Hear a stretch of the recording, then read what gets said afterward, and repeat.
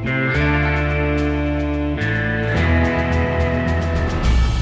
there, Banditos. Welcome to a crazy impromptu bonus episode of the Dollar Bin Bandits. In fact, it's not really an episode of the Dollar Bin Bandits. It's kind of a DBB Presents, which is what we put in the title, because we are presenting the interview friend of the show, Mike Spring from Out of Time Comics, you may remember, does with Todd McFarlane. We all know who Todd is and what he does. And right now he has a Kickstarter out there for a remastered Medieval Spawn action figure and comic book. And it's coming up right to the end of that campaign. But we would be remiss in our mission if we didn't bring you this interview. I think it's really interesting. It gets into a lot of what Todd thinks in terms of doing these projects, why he's only done a couple Kickstarter projects, and why this one is special to him. So without further ado, this is Mike Spring interviewing Todd McFarlane. Okay, so hello, Todd. First of all, how are you doing? Good, Mike. What are you up to? I am I'm waiting for football tonight, and I'm excited to talk to you. Oh, well, Mike, I'm excited to talk to you, and I'm gonna pay attention. But I'm working. Okay. As we're because I got to sign these signing plates for this That's Kickstarter. right. For this Kickstarter right now, so got the whole table all filled up here. So some of the people listening may get their plates signed as we're speaking. Okay, that's cool. Well, then they get to see them, being signed in action. So that's in action. Cool. How many have you signed so far? I know the Kickstarter's been I think we've probably done maybe about 1,100, but I've got a pile of about close to 10,000 or something like that. So. Wow. I'll be here for a few days. Yeah, sounds like it. All right, well, let's talk about the Kickstarter then. So, I mean, already it started off with the fastest toy campaign ever to reach $1 million. That's pretty amazing. Now, your previous toy campaign was obviously a huge success. So, I mean, this isn't entirely surprising, but it's also kind of like you never know for sure with Kickstarter stuff. So, what kind of how did it take you by surprise? Were you expecting it? Kind of what was your reaction to breaking another record? You seem to be pretty good at that. I don't know that was really a goal. I mean, I to your point, I think we knew we were going to get out of the gate fast. We had data. Mm-hmm. The first one, was just a hair under $3.5 million. So even if you got half that, right? I mean, again, never assume that you're going to hit a home run every single time. So if you bring your expectations down, even if you get half that, you go, that's still a big campaign. As a matter of fact, half that still, it would be the second biggest in the toy category ever, which we've already said we're already there. We've got the biggest one with the OG Spawn that we did 4 years ago, and now we're at number 2. So we're going to have the number 1 and number 2. I don't think it ends up close to the original one, but again, I didn't create the same number of options and the same number of possibilities, and I didn't. The menu wasn't nearly as big for people to choose from. I intentionally was trying to make it simple for not only the consumer, but for people who are going to do the shipping and handling, and more importantly, the factory.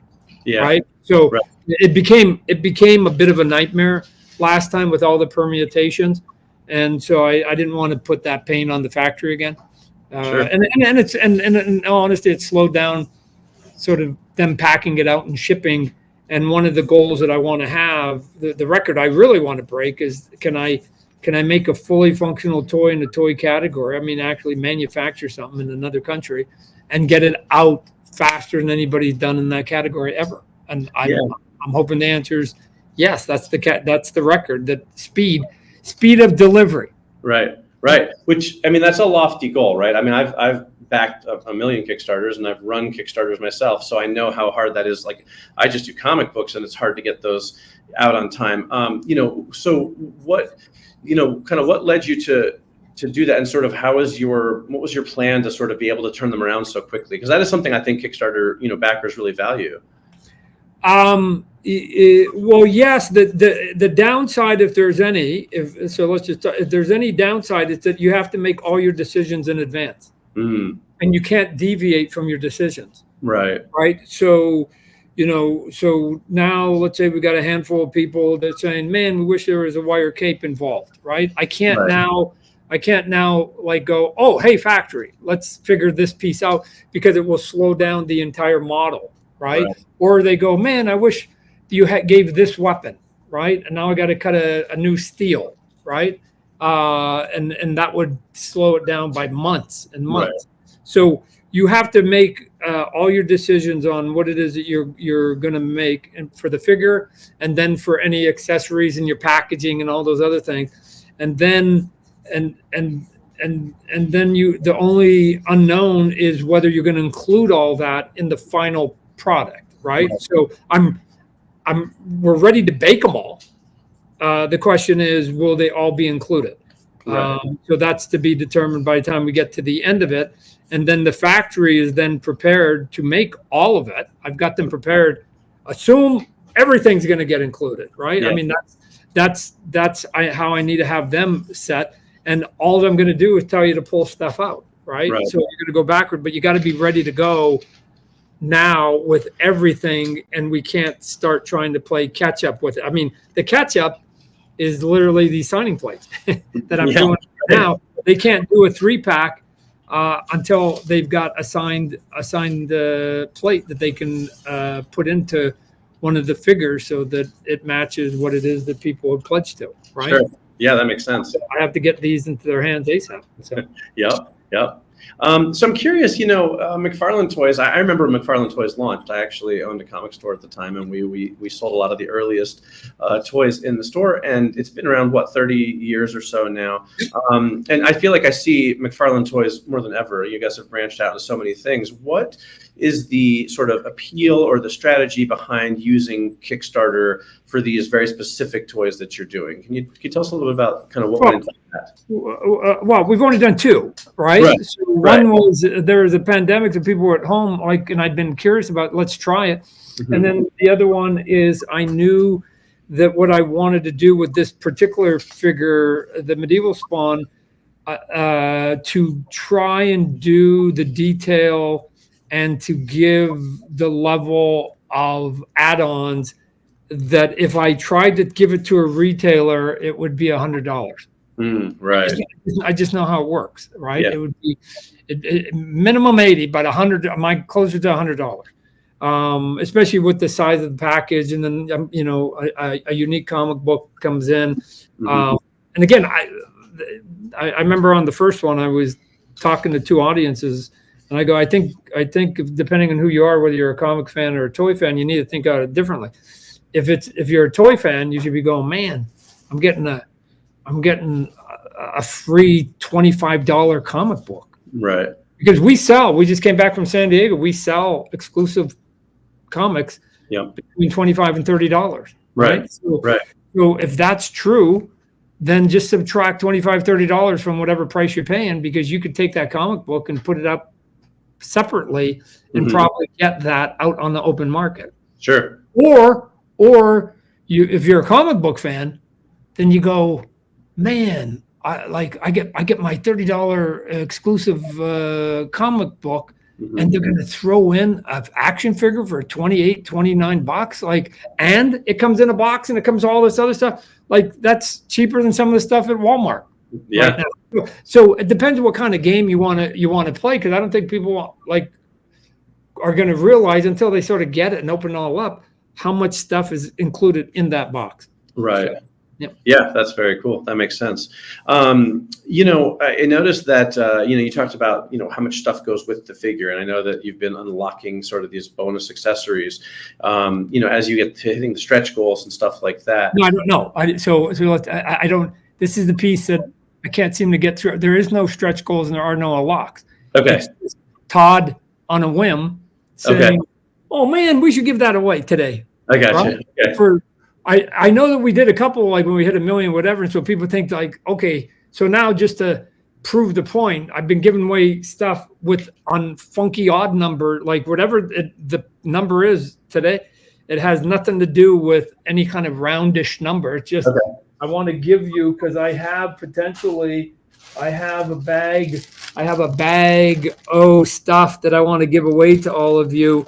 and I just want to every now and then go, hey, today is this day. We're going to give away this today. Cool, right. Because I haven't given it to you, right? Look, we haven't given away the giant axe yet, right? But I'll do it. I'll do it here pretty soon, right? Okay. So it's just too cool. We can't not have it end without that being in there. That is really cool. And again, the giant axe. Whoops, the giant axe is as tall as him, right? So, boom. That's awesome. But so, anyways, yeah, people use those terms, and I see it in the comments, and I saw it a lot when we did the first one 4 years ago. Yeah. And it's really weird that there was like, no, it's not how it works, Todd. You Right. make us give you more money, and then you give us that thing. And Right. it's weird that I'm like, no, I don't want your money. I want to give it to you now. Right. And they're like, no. It's I don't know. People give me free stuff. I take it. Right. Yeah. Yeah. It's a weird conversation. They're like, that's not how it works. Right. But anyways, I keep trying to tell people there's only one rule, that there's no rule. Right. Right. There's a little bit of Fight Club right now. Right. Yeah. So it's like whatever you're used to on Kickstarter, apply that, I guess, to everything else. I'm not bound to those rules because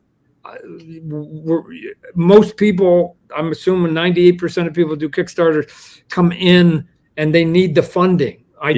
I don't. We've been making toys for 30 years. I just need to deliver a toy at a fair price, because if I took that toy on the open market, like I said, and I gave it to my retailer, it'd be $100. Right. And I've seen toys from Japan that are $80 to $120. And I go, I can do that for half price.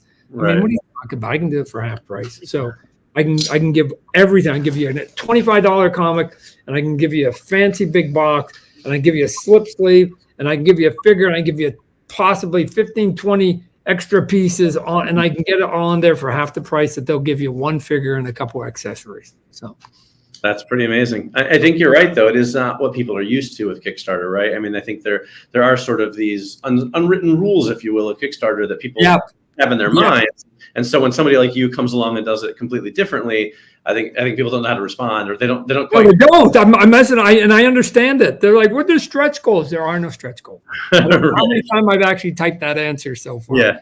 But but again, every new person that comes along that didn't read the answer from 2 days ago, they ask the same question.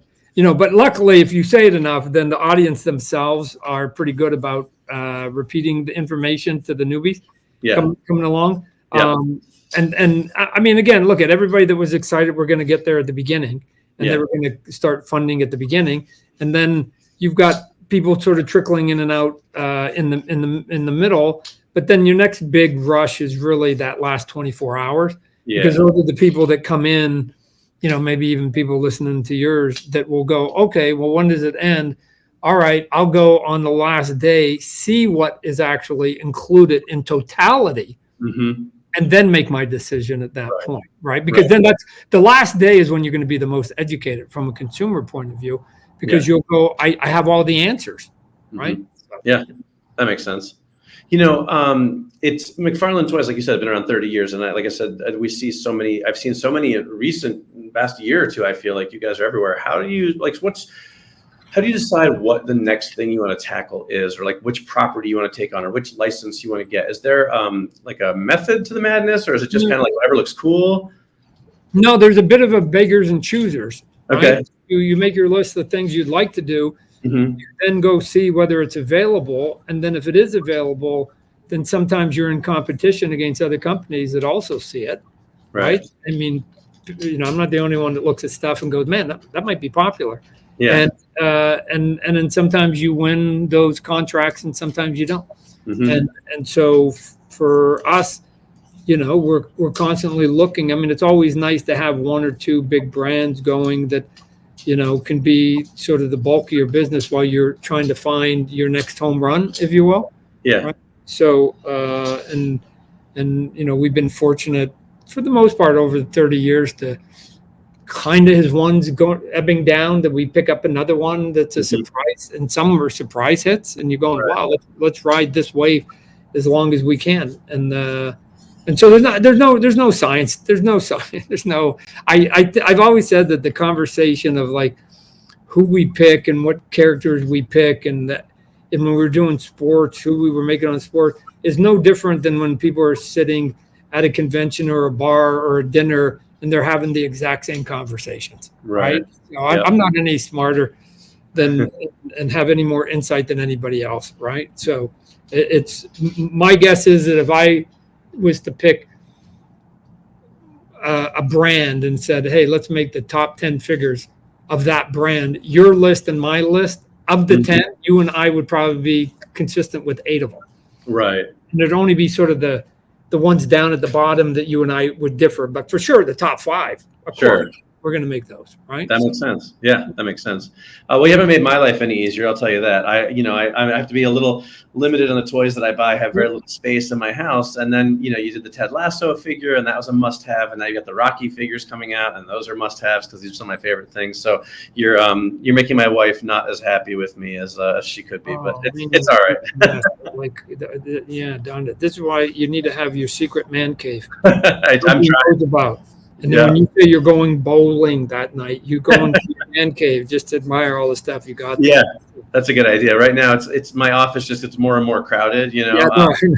It's just what my wife affectionately calls, because I got plenty of it, what she affectionately calls my crap. Yeah, right. But it's my most important crap. Look at my wife. My wife, she loves me dearly.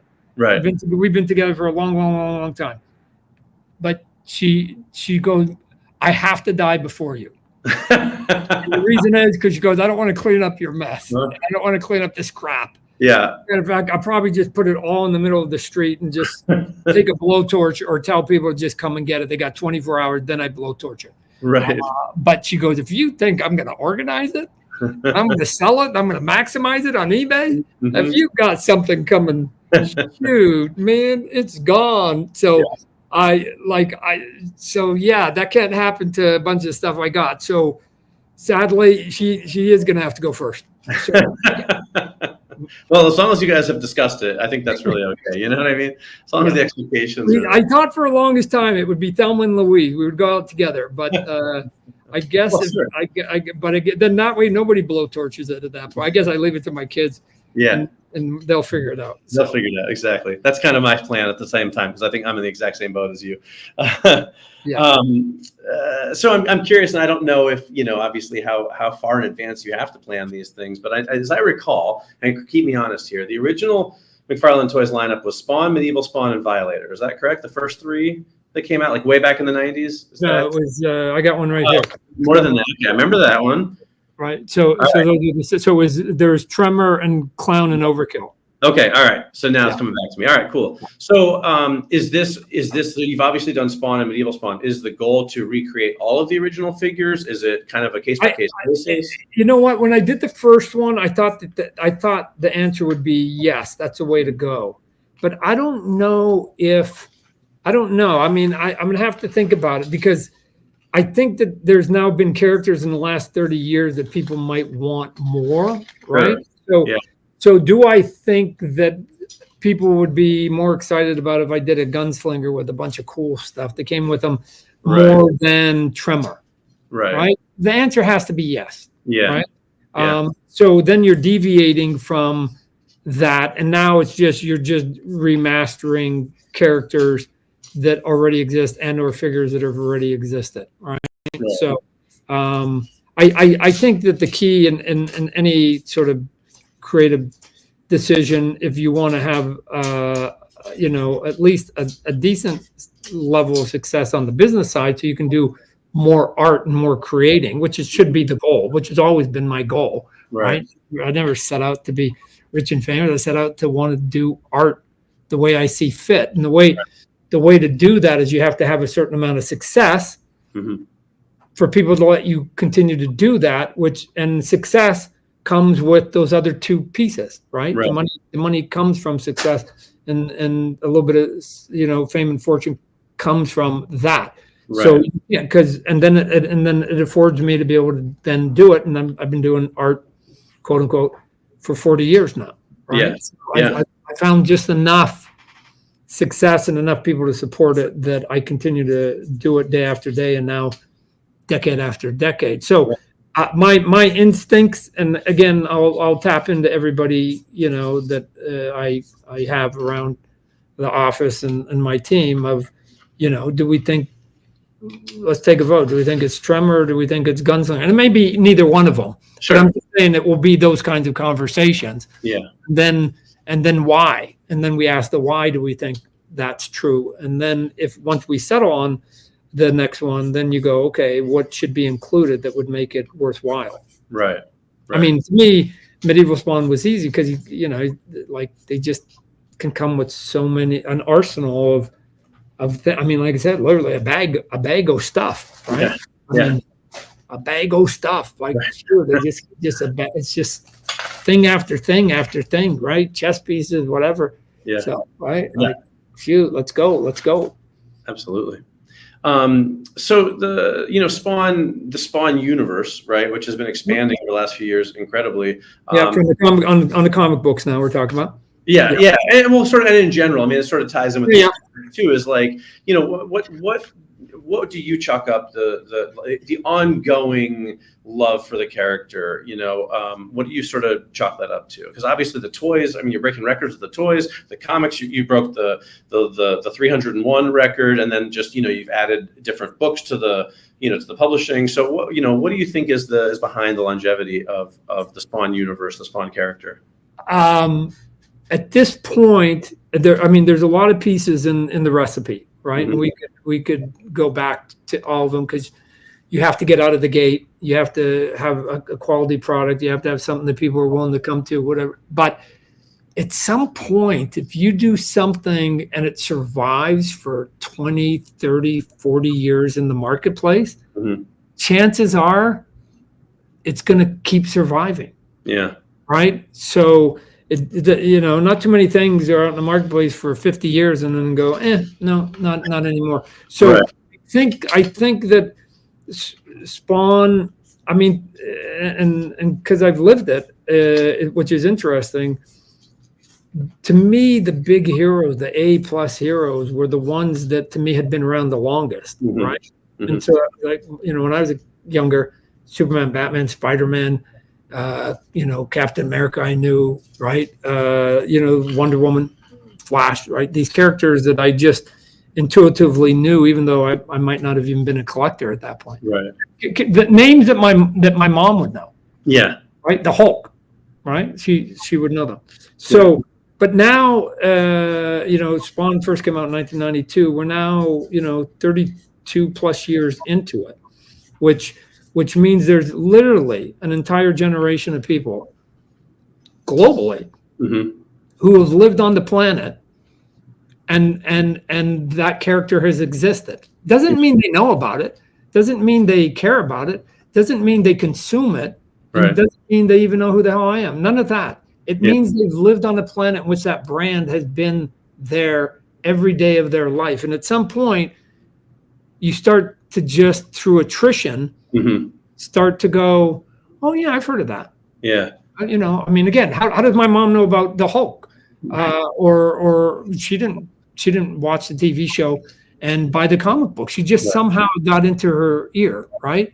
Mm-hmm. I know there's this family called the Kardashians, and I don't consume any of their stuff or news or anything, and yet I have information in my head about them. Mm-hmm. So that's a good thing, though. If you're marketing, you got a brand. That's good that people just know things without knowing why they know it. So I think now, besides there's other things we could talk about, but that he's been around for 30 years is a big piece of it. Sure. Piece of it. So I'm here to tell anybody, if you want to do a comic book and you're willing to put your head down and do it for 30 years, I guarantee it in 30 years from now, that brand will have some value, in some cases a lot of value, because it's 30 years old. Right. I like that a lot. All right. So I know I'm running out of time, but I just wanted to ask if there's anything else about the Kickstarter that you want people to know, or anything that you want to just kind of say to get people excited about it. Well, I think we got a lot of cool stuff, right? I mean, the cool right up close. Shoot, it's cool. Yeah. Right, look at it. I mean, lots of detail. I mean, there's lots of moving parts, magnet stuff, whatever. But I think that the best I can do is say, go to the Kickstarter page, take a look at it. If you want to procrastinate a little bit, go look at it on the last day, because then you will know everything that's been added between now and then. And all the information will be there of what you get, what you don't get, when it's going to ship. Again, we're going to do the speed shipping, get all that, and you're going to see the pricing, and then you get to make an educated decision on whether it's something that makes sense for you personally. Right. You and I can talk about it, but it's just way easier for people to just go look, sort of educate themselves, and then go, hey, that's not bad, or not for me, right? Either one of those is a valid choice once you've gotten the information, because now you know what you're walking away from or supporting. Right. Because there's lots of pictures and lots of information and you can ask comments or questions if you're curious. I try to make sure that I get the pertinent stuff out there. We got the FAQs out there. So I don't know. I do some goofy videos. I just did one today. Cool. Saying I'm signing these plates. Right, here we go. Let's go. The plates are coming.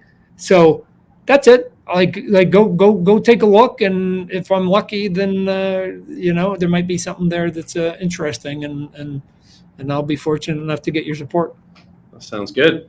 Awesome. Well, thank you, Todd, for taking the time to talk to me. Congrats on the success already of the campaign. I'm sure it's going to finish even more gangbusters, but it's always a pleasure to talk to you. So thank you very much. All right. You be good, Mike. All right. You too. Thanks, Todd. And we're back.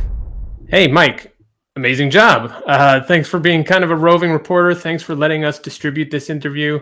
I find it always interesting to hear from Todd. Hopefully we will have our own crack at the Todd father at some point in the near future. But until then, this was a great interview to sink our teeth into. And we appreciate it, Mike, for letting us, bring it to a wider audience. And thank you, Todd, for being on with Mike. So that'll do it. More episodes to come this week, but I hope you enjoyed this kind of quickie interstitial bonus episode, and we'll see you next time.